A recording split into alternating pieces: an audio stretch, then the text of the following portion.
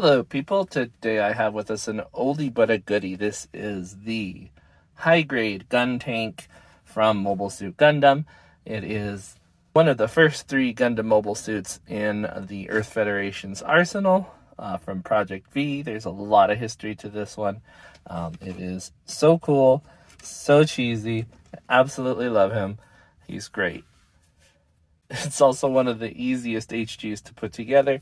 You're just throwing these parts on and you are off to the races. These really cool cannons are ready to rock. He's got the, I believe they're 40 millimeter rocket launchers here on his hands. He's got the little tiny pilot inside the cockpit up here. There would be another one inside the belly. Just so cool. Love this guy. And I know you didn't think so, but I actually just showed you most of the articulation. There isn't a lot to this one, so we will just get right into it. So first of all, you have a peg that holds this one in place. There's a polycap inside the head that allows you to rock it back and forth, and you can rotate it, of course.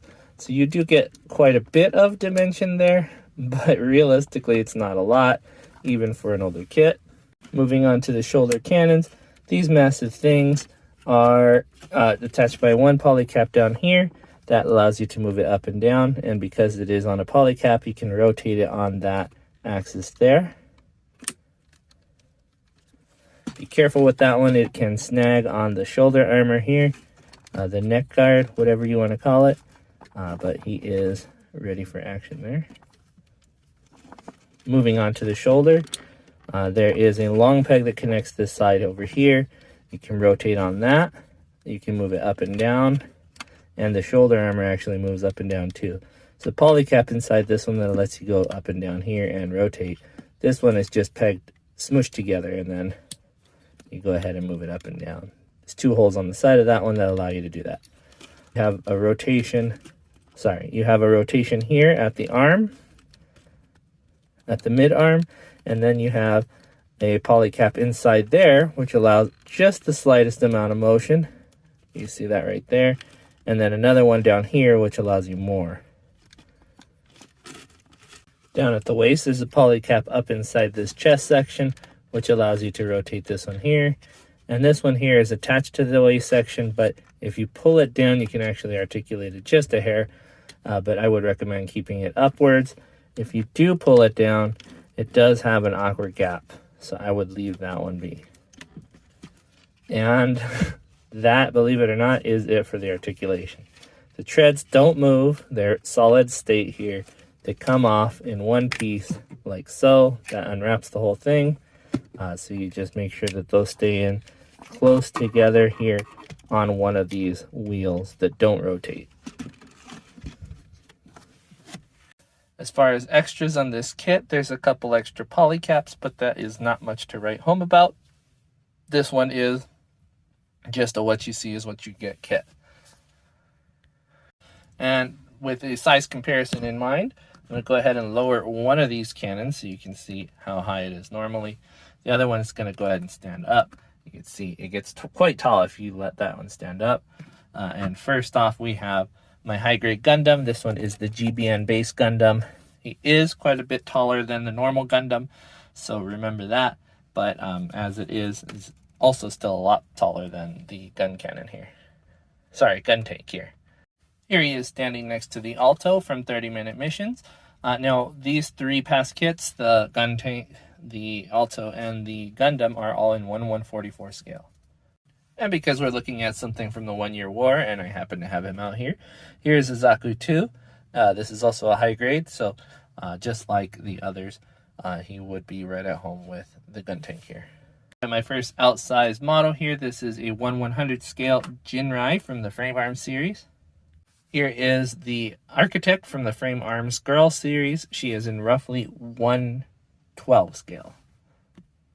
And though small, I actually think that in the universe, this would be pretty cool. This is the Nero from Hexagear Governors in 1/24 scale.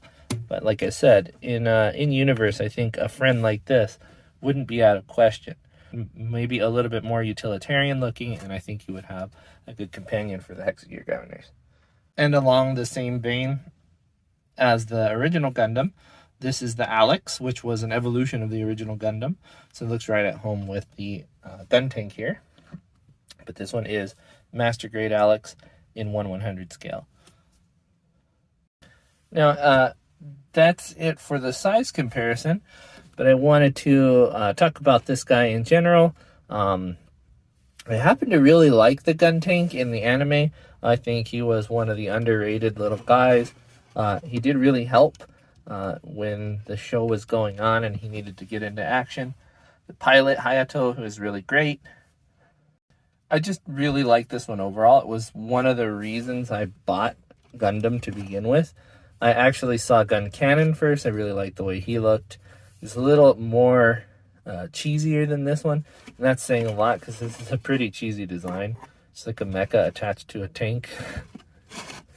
If you think about the size of this thing too, it would be awful difficult to get all these moving parts functioning all the time. I would not want to be a maintenance worker for one of these things. That's for sure. But with that said, this is an awfully cool looking unit in terms of what I see in the Gundam universe. I particularly like this one, so it was, again, one of the reasons I got into building Gunpla. So I owe a lot to this guy here. But there's not a lot left to say about this little guy. He isn't overwhelmingly cool. He isn't outstandingly articulated. There isn't a lot that you can do with him on the shelf. Besides, rotate his little torso around just a little bit and move his arms not even that much either. So he is a little lackluster. But he is one of the main three of the good guy mobile suits. So he definitely has a place on my shelf. I won't spend too much time gushing over him, but I will let you guys know that he is one of the cheapest Gundam kits around. I think I got this one for like $8.99. So it's definitely worth the price for what you get. And it is a pretty cool looking unit. If you paint him a little bit more real type colors, get him gritty, I think he would be a lot better. But with the red, white, and blue, it's a little cheesy. But with that said, I think I'll let you guys go. This is a short video, I know, but there isn't a lot to say about this one except for, if you like the anime and you're willing to spend a couple bucks on a high-grade kit, this is definitely worth the while. So with that said, I will see you guys next time, or you'll see me, but more than likely, you will see my stuff. Bye-bye.